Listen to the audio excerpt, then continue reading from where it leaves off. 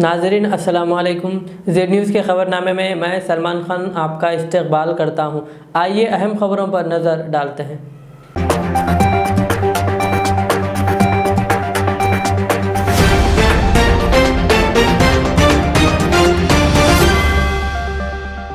Barrister Asaduddin Owaisi सदर कुल हिंद मजलिस-ए-इत्तेहादुल मुस्लिमीन और रुकन पार्लियामेंट हैदराबाद ने हल्का असम्बली चार मीनार के शालीबंडा डिवीज़न के फतेह दरवाजे में तकरीबन 38 लाख रुपए की लागत से सफ़ील लाइब्रेरी शकरगंज की जदीद इमारत का इफ्तिताह अंजाम दिया।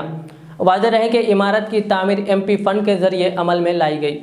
मजलिस-ए-इत्तेहादुल मुस्लिमीन का मकसद रहा है कि वह तालीम और तालीमी सरगर्मियों को वसी पैमाने पर रिवाज दे। इसके तहत तालीमी रुझान व जनरल नॉलेज की मालूमात व दीगर उसूल को आसान बनाने की गर्ज से जदीद असरी लाइब्रेरी की इमारत की कसीर अखराजात से तामीर करदा लाइब्रेरी का इफ्तिताह अमल में लाया गया। बाज़ रुकन असम्बली चार मीनार मुमताज़ अहमद खान ने मीडिया से बात करते हुए तफसीलात से वाकिफ़ करवाया।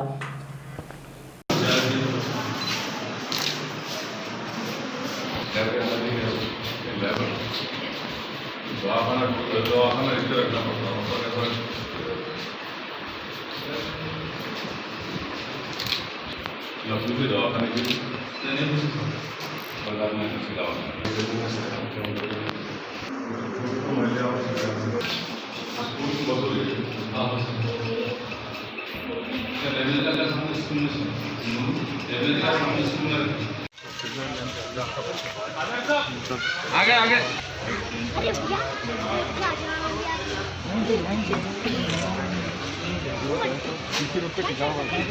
ये वो मजलिस दास के पास पहले करना नहीं काम। अब देख लो करना ना, फिर खोदो, फिर डालो, फिर आवाम में हमारे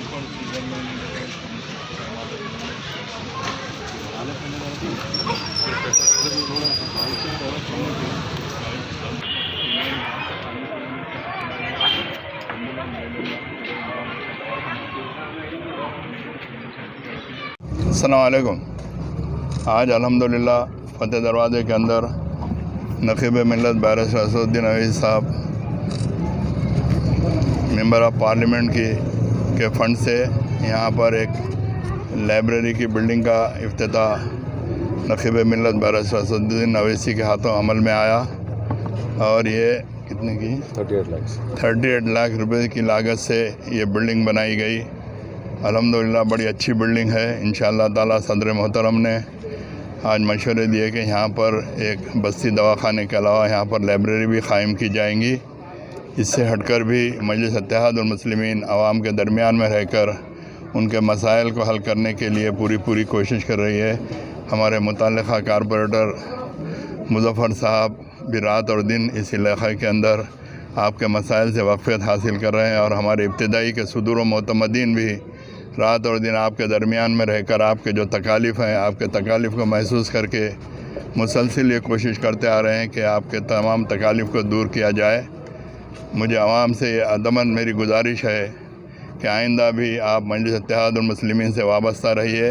मजलिस-ए-इत्तेहादुल मुस्लिमीन इससे हटकर भी बल्दी आब रसानी, इलेक्ट्रिसिटी के मसाइल से हटकर भी गवर्नमेंट के जो स्कीमात हैं उससे इस्तेफ़ादा करने के लिए हमारे तमाम जमात के जो ज़िम्मेदारान हैं आपको उस बात से आगाह करते हैं। आपको अगर किसी किस्म की अगर कोई उसमें कोई बात अगर समझ में नहीं आती तो आप आपके कारपोरेटर मुझसे या हमारे इब्तिदाई के जो सुदूर मोतमदीन हैं उनसे मालूमात हासिल करके गवर्नमेंट के तमाम स्कीमात से इस्तेफ़ादा हासिल करें। और मजलिस-ए-इत्तेहादुल मुस्लिमीन तालीमी मैदान में भी अल्हम्दुलिल्लाह रात और दिन मेहनत करते आ रही है। चूँकि आज के ज़माने के अंदर तालीम बेहद ज़रूरी है। चूँकि जब इंसान के अंदर तालीम आती है तो उसमें अच्छे और बुरे की तमीज़ पैदा होती है।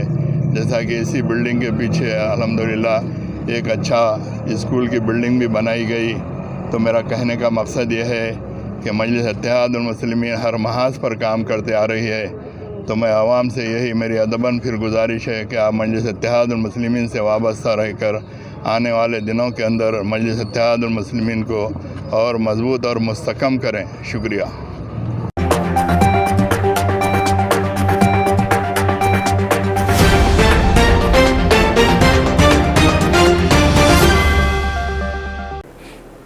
City police commissioner Anjani Kumar IPS ने आज नौजोन के कारखाना पुलिस स्टेशन हदूद में 200 CCTV कैमरों का इफ्तिताह अंजाम दिया। इस मौके पर हाई स्कूल में मुनक़्क़द हरितहारम प्रोग्राम में भी इन्होंने शिरकत की। बादता इज्तिमा से खिताब किया।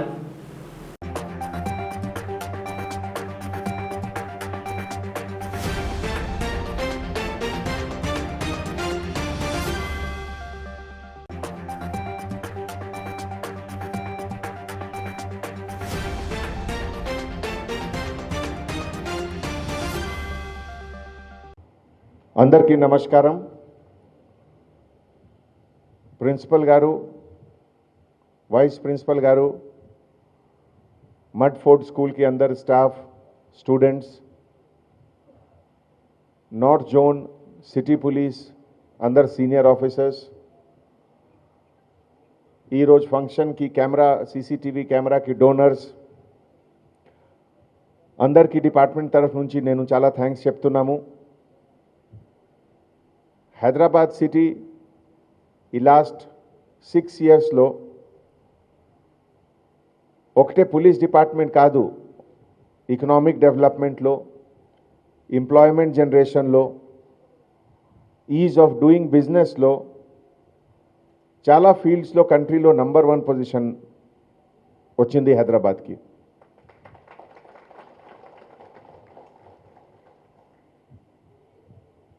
सीसीटीवी कैमरा की गुरुंची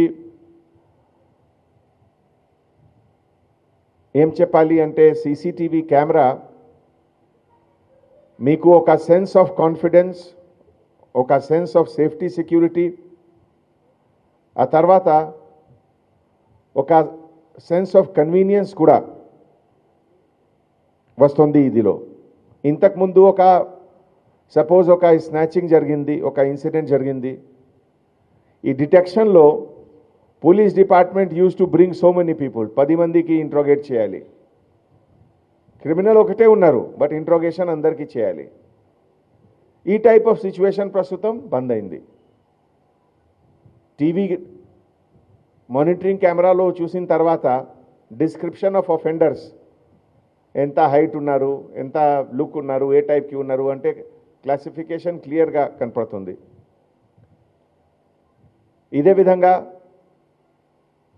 క్రైమ్కి ఒక కోర్టు సమక్షంలో ఎవిడెన్స్, ఇది కూడా ఇంపార్టెంట్ ఉంది. విదౌట్ ఎవిడెన్స్ కోర్టులో ట్రయల్ టైంలో చాలా డిఫికల్టీస్ ఉన్నాయి పోలీస్ డిపార్ట్మెంట్లో.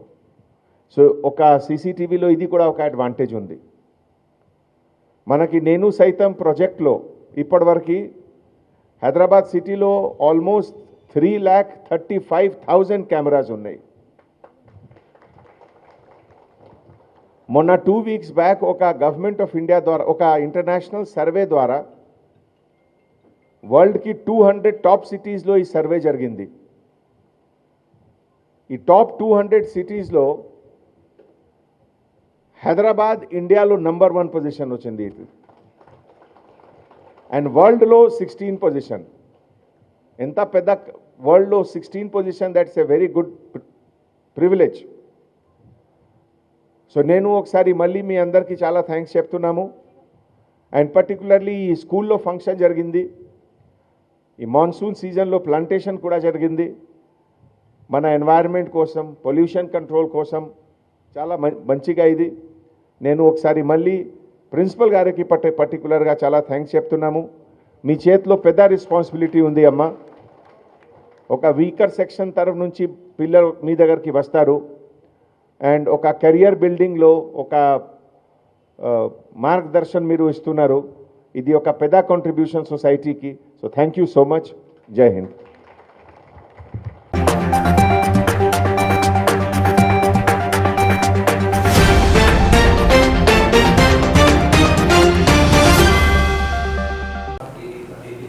हल्का महेश्वरम के मुख्तलिफ इलाका जात शाहीन नगर, वादी मुस्तफ़ा, वादी हदीस और दीगर इलाकों में अवाम मसाइल की शिकार हुई, जहां उन्होंने कांग्रेसी लीडर फिरोज़ खान को मायने की दावत दी, जिस पर उन्होंने तफसीली मायना करते हुए हालात से मीडिया को वाकिफ़ करवाया।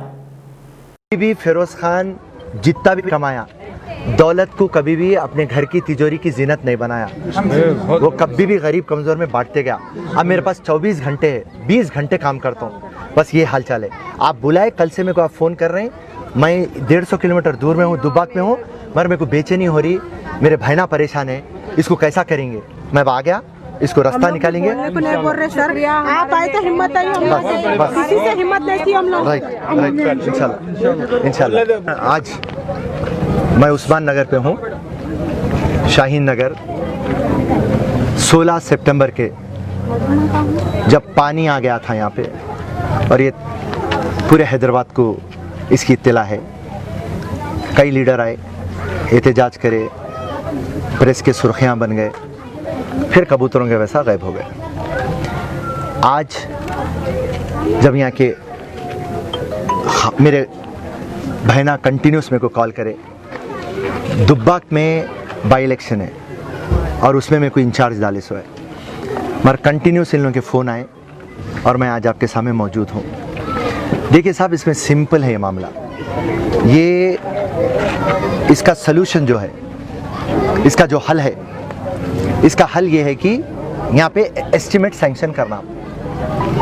यहाँ पे जो है आउटलेट एस्टिमेट है, उसको गवर्नमेंट अप्रूव कराना है, और ये पूरा पावर कलेक्टर रंगारेड्डी साहब के हाथ में है।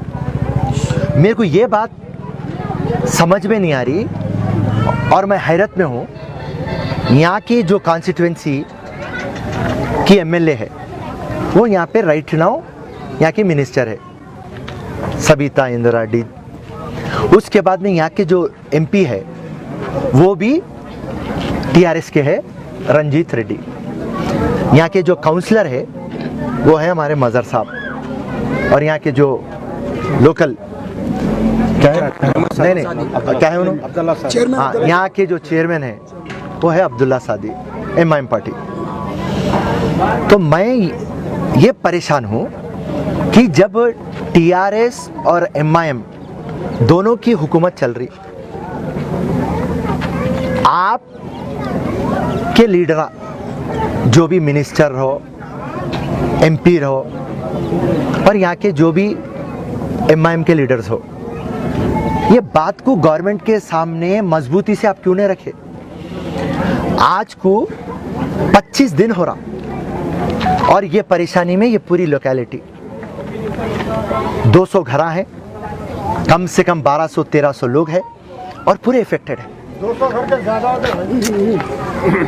आज तक कमर तक पानी है, बिच्छू सांप हैदराबाद में घरों में बिच्छू सांप दिख रहा। ड्रेनेज का पूरा पानी आउटलेट्स आए बाद छोटे बच्चे बीमार हो जा रहे हैं, हर कोई एलर्जी का शिकार हो जा रहा।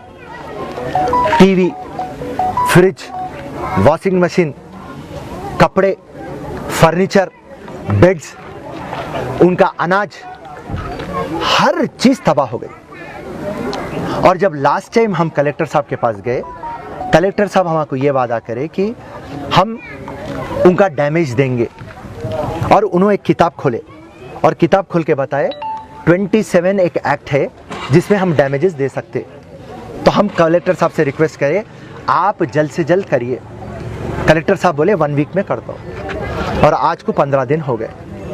तो अब नेक्स्ट हमारा प्लान ऑफ एक्शन जो है, हम मंडे 11 बजे रंगारेड्डी कलेक्टर के पास जाएंगे और कलेक्टर साहब से एश्योरेंस लेंगे कि आप इसको, ये जो आउटलेट है, आप इसको गवर्नमेंट अप्रूवल कब तक दिलाते, क्योंकि आप गवर्नमेंट अप्रूवल दिलाएंगे तो अकाउंट में पैसे आएंगे, अकाउंट में पैसे आए तो कोई कॉन्ट्रैक्टर को दे तो उन्हें काम करता। सो आप जब तक गारंटी नहीं देंगे, हम रंगारेड्डी कलेक्टर के पास से जाने वाले नहीं हैं। और साथ ही साथ मंडे पीर के दिन हमारा ये कलेक्टर ऑफिस के पास एहतजाज रहेगा। उसके बाद मंगल एक दिन छोड़ के जो भी नेक्स्ट डे है वेडनेसडे, हाई कोर्ट के एक बड़े वकील को बुला के एक हाई कोर्ट में चीफ जस्टिस के सामने एक PIL डालेंगे, पब्लिक इंटरेस्ट लिटिगेशन, कि देखिए ये गवर्नमेंट सोई हुई है, शहर के बीचों बीच ये हाल होता। मुख्यमंत्री रहो, KTR रहो या सबिता इंदिरा रेड्डी रहो, ये लोग यहाँ को हैदराबाद को डैलस बनाता हूँ, इस्तांबुल बना देता हूँ, इसको सिंगापुर बना देता हूँ, आप ये बात करते। और जो टैक्स है हिंदुस्तान में सेकंड सबसे ज़्यादा टैक्स वसूल करती गवर्नमेंट बोले तो तेलंगाना में और हैदराबाद में। फर्स्ट बॉम्बे है और उसके बाद में हैदराबाद है।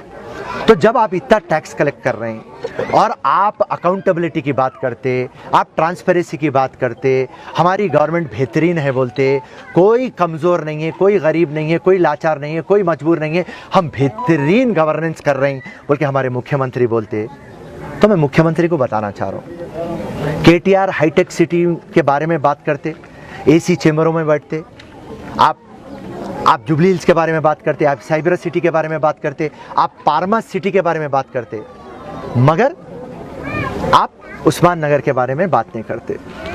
24 दिन हो गए, हर एक प्रेस कवर कर रहा, हर एक टाइम सुर्खियों में है उस्मान नगर, और इतनी लाचार हालत में है, इतनी बेबस हाल में है, और गवर्नमेंट को कान पे भी जू नहीं चल रही। हाल ही में क्या एरिया एमएलए ने यहाँ का दौरा किया था और ये तयखुन दिया कि एक एस्टीमेट निकाला जाएगा। मैं वो एस्टीमेट की तो बात कर रहा हूँ। एस्टीमेट गवर्नमेंट को निकालने को कितनी देर, जब ये गवर्नमेंट इरिगेशन प्रोजेक्टों में लाखों करोड़ों पे खर्चा करती, यहाँ पे एक छोटा सर का प्रोजेक्ट एक 50 करोड़ का नहीं कर सकती साहब। देखिए, इसमें एक खुली बात मैं प्रेस के सामने बता रहा हूँ, इरिगेशन प्रोजेक्ट के अंदर सीएम साहब को और सीएम साहब के बेटे को और सीएम साहब की बेटी को कमीशन मिलता। अब यहाँ का कॉन्ट्रैक्ट दिया तो इनको कमीशन नहीं मिलता। तो सीएम साहब, चाहे आप कोविड-19 में हॉस्पिटलों का हाल देखो, आज रोडों का हाल देखो, ड्रेनेज का हाल देखो, शहर में डेवलपमेंट का हाल देखो, या खुसूसी आप उस्मान नगर देखो, यहाँ पे गवर्नमेंट जहाँ पे भी पैसा नहीं डालती, जहाँ पे उनको कमीशन नहीं आता। और आज यहाँ के छोटा कॉर्पोरेटर से मिनिस्टर साहब तक, केटीआर से मुख्यमंत्री तक, हर कोई करप्शन करप्शन करप्शन। तो ये मामला हकीकत है, और इंशाल्लाह हम गवर्नमेंट को अप्रोच होंगे, एहतजाज करेंगे, उनसे अश्योरेंस लेंगे कि आप कब तक करते, और उन्हें अश्योरेंस देंगे तो हम कलेक्टर ऑफिस छोड़ेंगे, और उसके बाद में उन्हें अश्योरेंस दे दिए बावजूद भी हम वेडनेसडे के दिन एक बिल दाखिल करेंगे। बिल के अंदर चीफ जस्टिस गवर्नमेंट को पूछेगा कि आप क्यों ऐसे हाल पे छोड़ दिए, आखिर आपकी क्या मजबूरी थी, आपकी क्या बेबसी है। तो ये लोग आके बोलेंगे हमको 14 दिन का टाइम दियो, 12 दिन का टाइम दियो, 21 दिन का टाइम दियो, जो भी हो टाइम देने दो। उसके बाद में जो भी काउंटर डालते, उसके बाद अपन काउंटर डालेंगे और देखेंगे उस्मान नगर कैसा डेवलप नहीं होता। कांग्रेस पार्टी की तरफ से यहाँ पे गरीब लोगों को क्या मदद मिलेगी? देखिए, कांग्रेस पार्टी, मैं आपको खुल के बोला, सुनिए एक सेकंड। कांग्रेस पार्टी में आते की एक बात बोला हूँ, मैं यहाँ पे कांग्रेस पार्टी बोल के नहीं आया, मैं फिरोज़ खान बन के आया, मेरे भाईना बुलाए, मैं एक इंसानियत को मद्देनज़र रखते हुए आया। और रही बात, कांग्रेस पार्टी इख्तिदार में नहीं है, यहाँ पे हमारे एमपी साहब विश्वेश्वर रेड्डी चुनाव हार गए, एमएलए हमारे सविता रेड्डी कांग्रेस से जीत के टीआरएस में चले गए, ना हमारा काउंसलर है, उसके बावजूद भी उनसे जो भी होता उन्ना करते जा रहे हैं साहब। हमारी हुकूमत रहती तो आप हमारे को ठोस पूछते कि आपकी हुकूमत है फिरोज़ खान, कांग्रेस की हुकूमत है, आप क्या करें। जब हमारी हुकूमत नहीं है, हम एहतजाज कर रहे हैं तो हमको अरेस्ट कर दे रहे हैं, हम एहतजाज करेंगे वो तो हमको हाउस अरेस्ट कर दे रहे हैं। परसों हम एहतजाज कर रहे हैं वो तो मेरे को केसों में बुक कर दिए, आप पूरा मीडिया गवाह है, समझे आप। कल होम मिनिस्टर के घर को घुसे तो आप देखिए, खाली हम रेप हुआ बोल के 60 जने होम मिनिस्टर के घर में घुस के हाल एक मेमोरेंडम दिए, तो आप देखिए 3 नॉन अवेलेबल सेक्शनों में बुक कर दिए, 332, 352, 353। मगर उसके बाद हम मजिस्ट्रेट के पास पहुंचे और फिरोज़ खान मजिस्ट्रेट को बोला, साहब हम मेमोरेंडम देने गए थे, मगर ये केसों में डाल दिए। इमीडिएटली जज साहब हमको छोड़ दिए पर्सनल बॉन्ड के ऊपर। तो आपको हम बता रहे हैं, आज एक अपोजिशन पार्टी से हम एहतजाज भी नहीं कर सक रहे, हम हमारे को जगह नहीं दे रहे। हम काम भी रंगारेड्डी कोर्ट कलेक्टर के पास जाते तो वो पलट के बोलते कोविड-19 है, पैंडेमिक एक्ट है, आप एहतजाज नहीं करना, हम आपको परमिशन नहीं देते, नहीं तो हम आपको केसों में बुक करते। हम उस्मानिया का एहतजाज करने गए, मेरे को केसों में बुक कर दिए।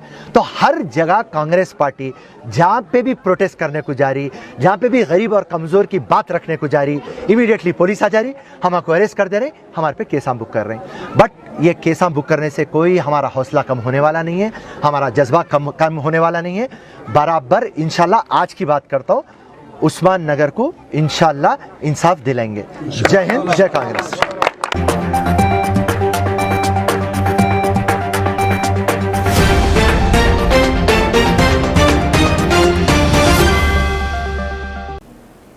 सदर नशीन तेलंगाना स्टेट वक्फ बोर्ड मोहम्मद सलीम ने गोलकुंडा, हकीमपेट, शेखपेट, टोली चौकी व दीगर इलाकों का दौरा किया।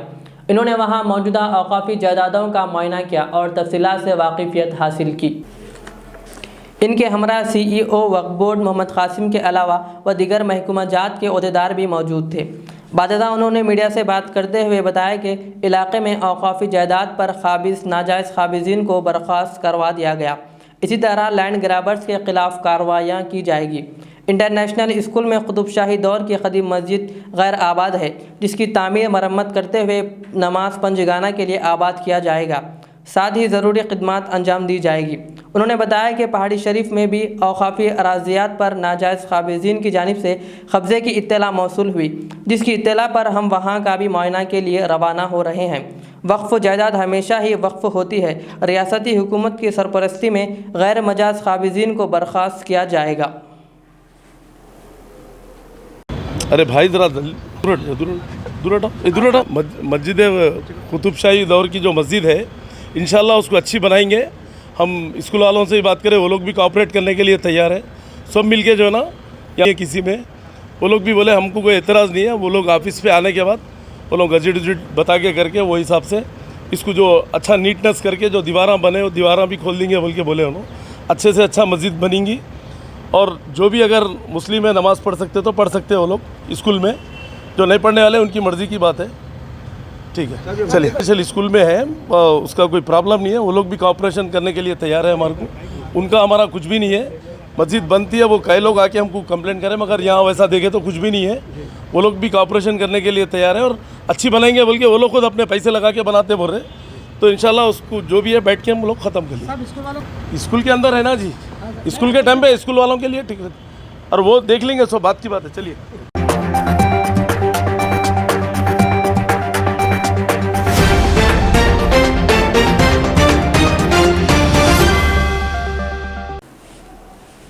हाल ही में बड़े पैमाने पर शहर हैदराबाद में मुख्तलिफ खूबियों के साथ तामीर किए गए केबल ब्रिज दुर्गम चेरू का एक CCTV फुटेज कल रात से वायरल हो रहा है, जहां दो लड़कियां रास्ता चलती जिनकी नज़रें फ़ोन में थी। अचानक इनमें से एक लड़की तेज़ रफ्तार कार की जद में आ गई। हाल ही में हुकूमत की जानिब से केबल ब्रिज पर तस्वीर कशी को लेकर सख्तियाँ भी जारी की गई थी। सयाहों से गुजारिश है कि वो अपनी निगाहें खुली रख कर रास्ता चले, ताकि आप अपनी और दूसरों के लिए जानी नुकसान का सबब ना बने।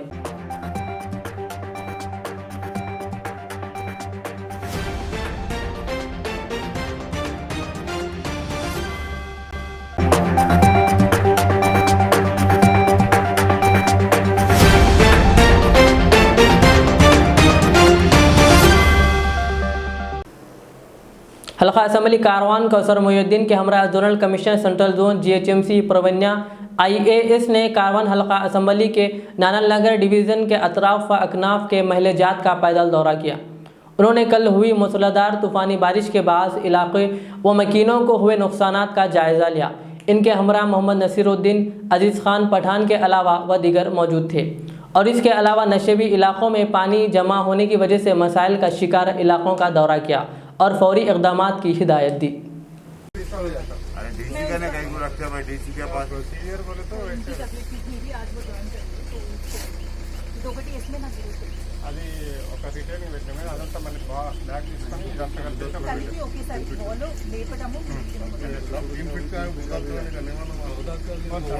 मैं आपको नोट कराया था नहीं, वो विजय वो हुडा पार्क के अंदर का बैलेंस नहीं हुडा पार्क के अंदर का जो बैलेंस वर्क है नहीं लगा हुडा पार्क का कंट्रैक्टर का रनिंग बिल ले लिया वाला वो पाइपलाइन का है, बैलेंस वर्क है। और ऑप्शन है सब एस्टीमेट हो। ये पाइप का कहाँ है डिप्टी साहब? तालाब का पानी बढ़ते जाता घरों में बढ़ जा रहा है। देखो बोल के बोला भाई 3 फीट का भी जाए, 2 फीट का नहीं भी जाए, 2 फीट का नहीं भी जाए, 3 फीट का भी जाए। जो प्लॉट में से आ रहा है प्लेट पाइप उसका नहीं भी जाए, 3 फीट के पाइप का भी जाए। तालाब का लेवल बढ़ जा रहा है। क्या कि वो 7 टम्स के अपोजिट में पूरा हुआ है। अब ये है ना, ये हो जा रहा पानी और ऊपर का जो है वो जो जोबलेस का वो जो जापान निजाम वाली गोलकापुर नाले का अब उन्होंने बोल के गए अभी वो गोलकापुर नाले का आर्मी वालों से बात करना जारी है। अभी ये कलेक्टर से बात करना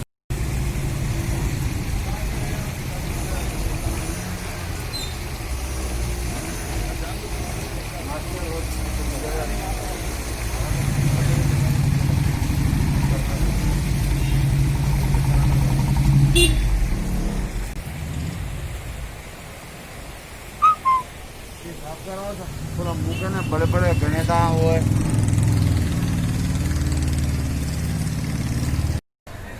आज सुबह 7 बजे से हैदराबाद जोनल कमिश्नर और GHMC के एग्जीक्यूटिव इंजीनियर, डिप्टी इंजीनियर और AMOच दीगर अहदेदारों के साथ में हल्के कारवान के मुख्तलिफ रात में जो 3 घंटे तक लगातार बारिश हुई थी उन तमाम इलाक़ाजात का तफसीली दौरा किया गया।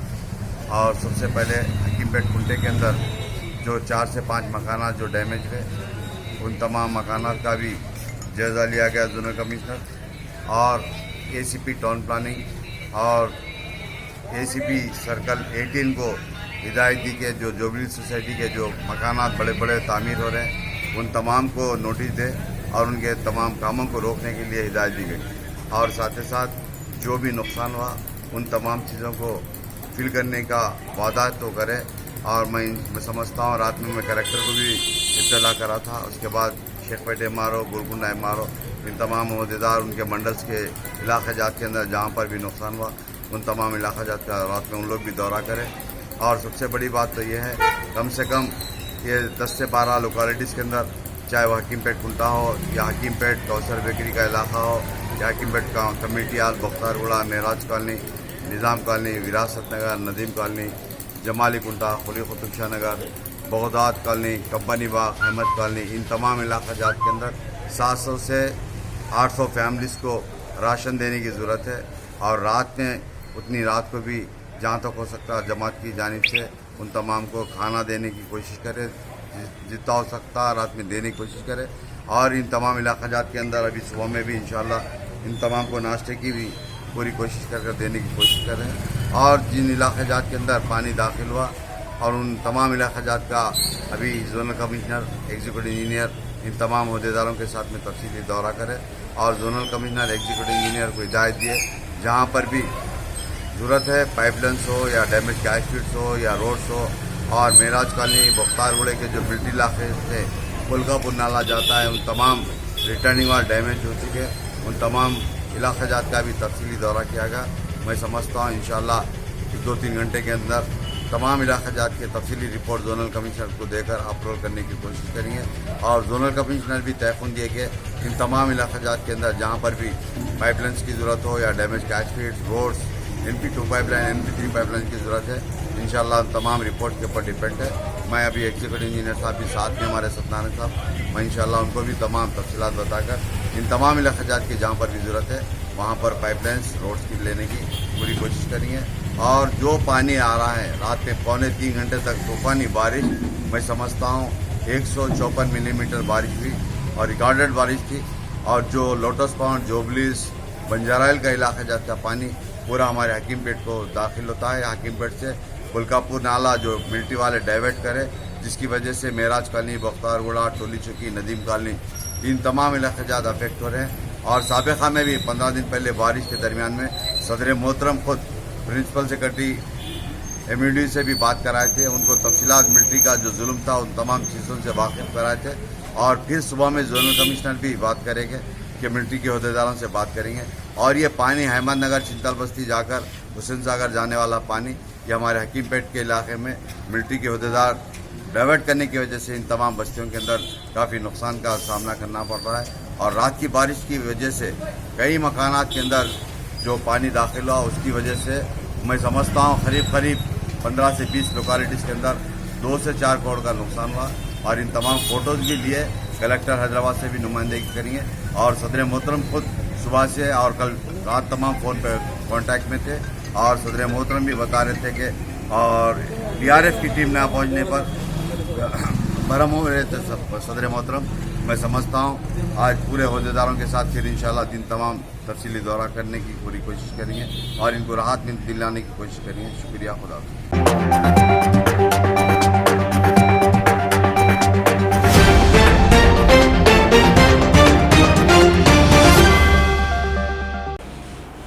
बालनगर एसओटी ने क्रिकेट बैटिंग रैकेट किया बेनकाब, नकद 9,01,000 रुपये और 9 मुलजिमीन को हिरासत में ले लिया, जबकि 3 मुलजिमीन फरार बताए गए हैं।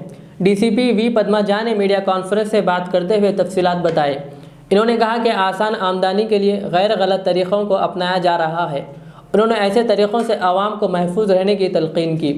हालिया जारी IPL सीज़न की वजह से कई अफराद क्रिकेट बेटिंग में मुलविस हो रहे हैं। बेटिंग की गलत आदतों की वजह से कई एक मसाइल व परेशानियों में मुब्तला हो रहे हैं।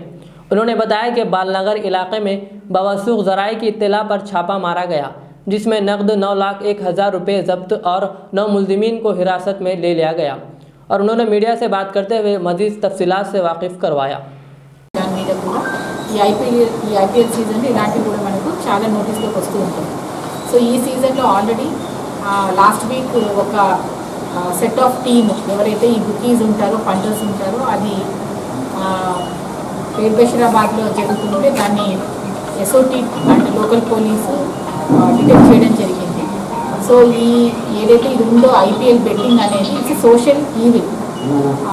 చూడడం ఒకలాంటి ఎంటర్టైన్మెంట్ అయితే దీన్ని బెట్టింగ్ చేసి మన ప్రాణాల మీద కానీ మానిటరీ ఫైనాన్స్ లాసెస్ అన్నీ కూడా జరుగుతుంటాయి. కాబట్టి సైబరాబాద్ పోలీసు దీని మీద చాలా నిఘా పెట్టడం జరిగింది. దానిలో భాగంగానే SOT additional DCP SOT Sandeep ఆధ్వర్యంలో SOT team headed by CI Ramana Reddy SOT Balanagar zone వాళ్ళ టీము, తర్వాత Alwal Gangadhar and his team వీళ్ళందరూ కూడా ఇలాంటి నిఘాలో భాగంగానే నిన్న కూడా ఇలాంటి ఒక బెట్టింగ్ని వీళ్ళు అనెక్ట్ చేయడం జరిగింది. సో టోటల్ దీంట్లో ఒక బుకీ అంటే ఎవరైతే మెయిన్గా పైసలు తీసుకొని రెడ్డి చేసి ఆ విధంగా చేస్తారో అతను ప్లస్ అతనికి సహకరించినటువంటి ఒక కలెక్షన్ బాయ్, తర్వాత ప్లేయర్స్ దాదాపు 7 మంది దీని మీద బెట్టింగ్ పెట్టి ఆడడం. సో మొత్తం ఒక 9 మెంబర్స్ని నిన్న అరెస్ట్ చేయడం జరిగింది. వాళ్ళ దగ్గర నుంచి దాదాపు ఒక 9,01,500 రూపీస్ నగదు, తర్వాత 9 మొబైల్ ఫోన్స్ సీజ్ చేశారు ఆ ప్లేస్లో.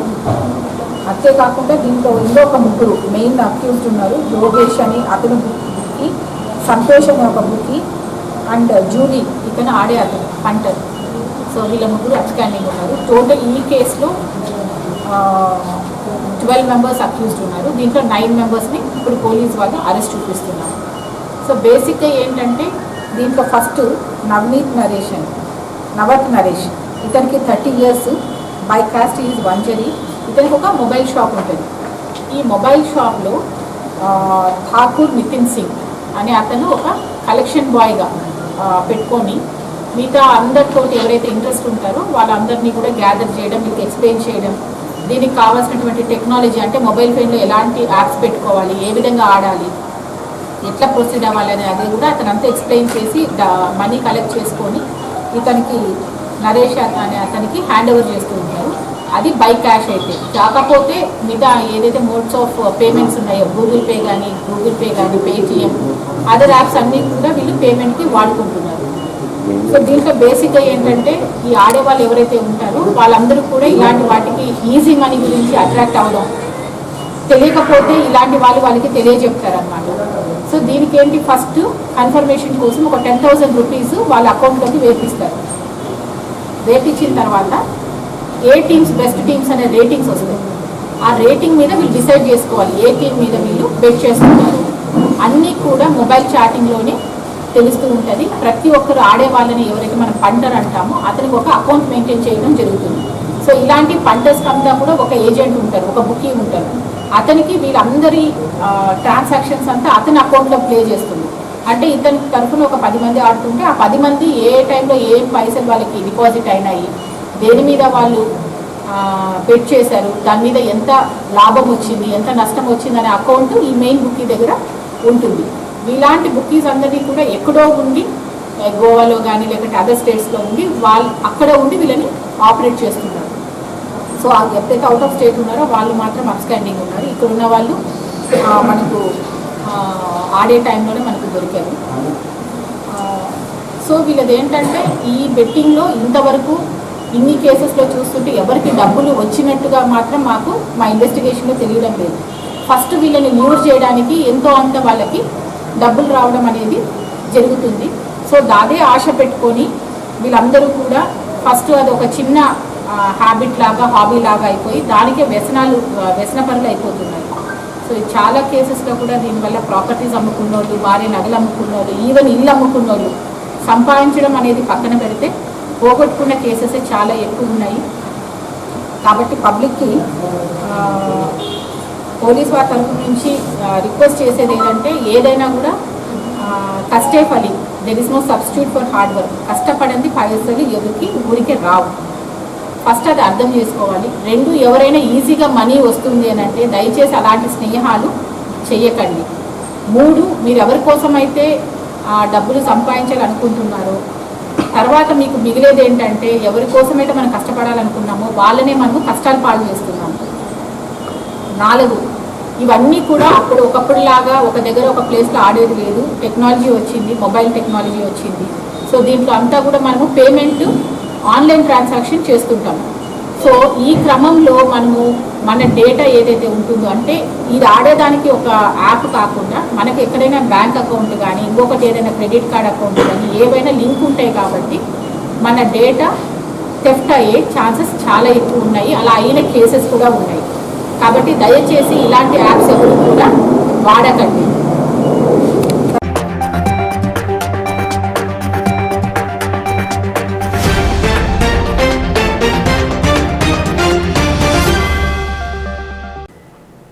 ये थी आज की हमारी अहम खबरें। कल के खबरनामे के लिए मुझे इजाज़त दीजिए। हमारे जेड चैनल को यूट्यूब पर ज़रूर सब्सक्राइब करिए। अल्लाह हाफ़िज़।